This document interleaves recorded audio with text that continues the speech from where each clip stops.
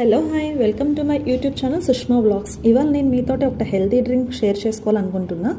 ఇది నేను పిల్లలకి ఇస్తాను, మేము తీసుకుంటామండి. దీంట్లో మనకి calcium related protein enriched drink అని కూడా అనొచ్చు దీన్ని.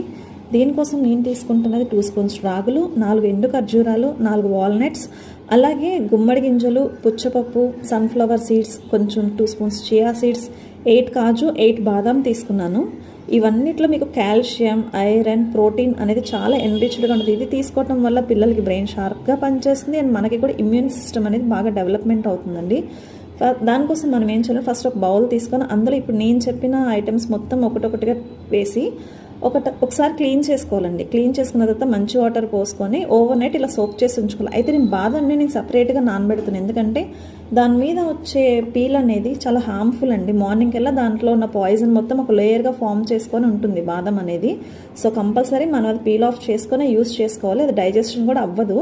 సో మార్నింగ్ అయ్యేటప్పటికి చూసారు అవన్నీ ఎంత చక్కగా నానినాయో. అవన్నీ ఫస్ట్ ఒక మిక్సీ జార్లోకి తీసుకొని ఎండు ఖర్జూరాలు నానిన తర్వాత జస్ట్ కొంచెం ఒక చిన్న ఘాటు పెట్టి లోపల ఉన్న సీడ్ని తీసేసుకోవాలండి, ఎందుకంటే మిక్సీలో వేసినప్పుడు బ్లేడ్స్ అనేది డిస్టర్బ్ అవ్వకుండా ఉంటాయి.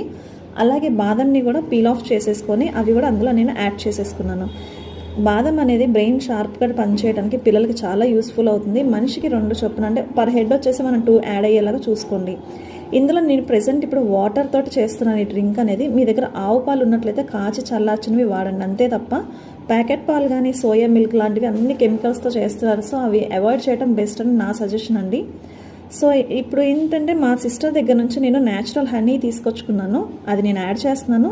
అదే యాడ్ చేయాల్సిన అవసరం లేదు, మీ దగ్గర ఏ ఫ్రూట్ ఉన్నా సరే యాడ్ చేసుకొని సరిపడా వాటర్ తీసుకొని నేను ఇప్పుడు ఇది తయారు చేశానండి.